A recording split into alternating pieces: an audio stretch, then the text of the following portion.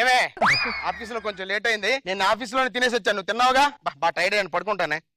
2 గంటల నుంచి నేను మీకోసం ఎదురు చూస్తున్నాను, కానీ మీరు నాతో 2 నిమిషాలు మాట్లాడకపోతున్నారా? ఆయన చూడండి 4 గంటల నుంచి నా కోసం ఎదురు చూస్తున్నాడు. నువ్వు నా గురించి వెయిట్ చేస్తున్నావు అంటే తప్పలేదు, నువ్వు నా భార్య కాబట్టి. సారంగపాణి నీ గురించి ఎందుకు వెయిట్ చేస్తున్నావు నాకు అర్థం కావటం లేదే.